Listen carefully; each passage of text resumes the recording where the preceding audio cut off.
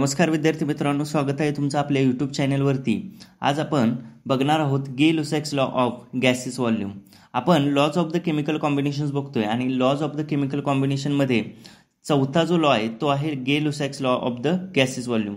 आता हा लॉ कोणी दिला तर this law was put forth by Gay Lussac in 1808। हा जो लॉ आहे तो गे-लुसॅक या सायंटिस्टने दिला।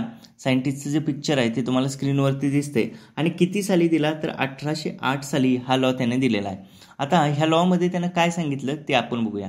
द लॉ स्टेट्स दॅट, हा लॉ काय सांगतो बघा, that Wien gases combine or produced in the chemical reaction, ज्यावेळी गॅसेस हे कंबाईन करतात म्हणजे एकत्रित येतात आणि प्रोड्यूस म्हणजेच काय तर तयार होतात एखाद्या केमिकल रिॲक्शनमध्ये, त्यावेळी काय होतं बघा, they do so in simple ratio by volume. ते कसे कंबाईन होतात किंवा कसे प्रोड्यूस होतात तर सिम्पल रेशो बाय व्हॉल्यूममध्ये ते प्रोड्यूस होतात। पण या सगळ्यासाठी सगळ्यात महत्त्वाची कंडिशन आहे ती म्हणजे कोणती तर पुढे सांगतो मी।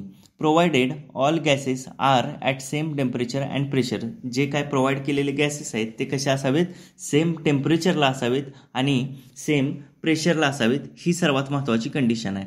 आता ह्याचे एक्झाम्पल्स बघूया, त्यावेळी आपल्याला कन्सेप्ट आहे ती क्लिअर होईल। काय बघा, सगळ्यात सुरुवातीला मी एक्झाम्पल घेतोय हायड्रोजन आणि ऑक्सिजनचं। याच्यामध्ये मी लिहितो under the same conditions of the temperature and pressure. Temperature आणि प्रेशर हे सेम घेतलेलं आहे। 100 ml of hydrogen, 100 ml hydrogen combine with 50 ml of oxygen, 50 ml oxygen बरोबर कंबाईन झालेला आहे। To give 100 ml of water vapour. त्यानं काय दिलं तर 100 ml वॉटर वेपर दिलेला आहे। खाली मी रिॲक्शन लिहितो, हायड्रोजन गॅसेस स्टेटमध्ये प्लस ऑक्सिजन आहे तो पण गॅसेस स्टेटमध्ये, दोघे कंबाईन होऊन वॉटर वेपर देत आहेत। ही रिॲक्शन आहे ती मी लिहिलेली आहे। आता खाली मी काय करतो, खाली प्रत्येकाचं किती ml आपण घेतला आहे प्रत्येकजण ते मी लिहितो।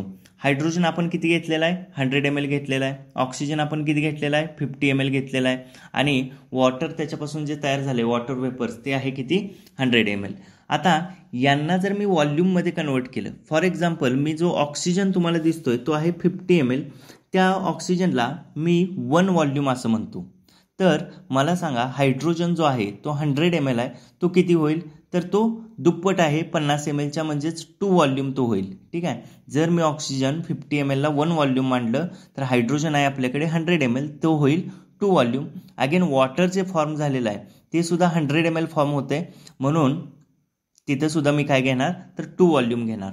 आता ह्या सर्वांचा जर मी रेशो घेतला तर तो रेशो येईल 2:1:2, म्हणजे अगेन हा रेशो जो तुम्हाला आलेला दिसतोय तो सिम्पल होल नंबर्समध्ये आलेला दिसतोय व्हॉल्यूम्सच्या, हे लक्षात घ्या। म्हणजेच हा जो किंवा ही जी रिॲक्शन आहे ती काय करते तर Gay Lussac's law of the gases volume follow करते। आता दुसरं आपण एक्झाम्पल बघू। दुसरं एक्झाम्पल आहे नायट्रोजन आणि हायड्रोजनचं। Under the same conditions of the temperature and pressure. Temperature आणि प्रेशरच्या ज्या कंडिशन्स आहेत त्या सेम आहेत। 1 litre of nitrogen gas, 1 litre nitrogen gas combine केलाय कोणाबरोबर, 3 litre of the hydrogen, 3 litre hydrogen बरोबर कंबाईन केलाय। आणि gas to produce 2 litre of the ammonia gas, तो त्याच्यापासून तो आपल्याला काय मिळतंय 2 लिटर अमोनिया गॅस मिळतोय।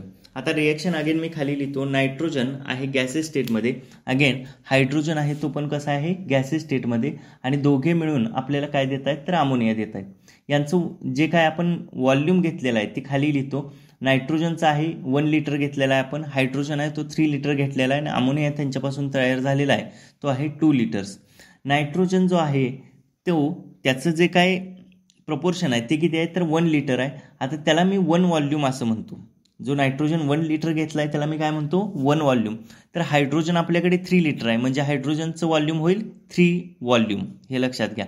देन नेक्स्ट आहे ते अमोनिया जो तयार झाला आहे तो आहे 2 लिटर, म्हणजे तो आपण लिहिणार आहे 2 व्हॉल्यूम। अगेन जर मी यांचा रेशो घेतला व्हॉल्यूमचा तर तो येईल bear a simple ratio of 1:3:2। Again हा सुद्धा रेशो तुम्हाला सिम्पल होल नंबर्समध्ये व्हॉल्यूमच्या आलेला दिसतोय, म्हणजेच हा जो ही जी रिॲक्शन आहे ती रिॲक्शन आहे ती गे-लुसॅक्स लॉ फॉलो करते असं आपल्याला दिसून येतं।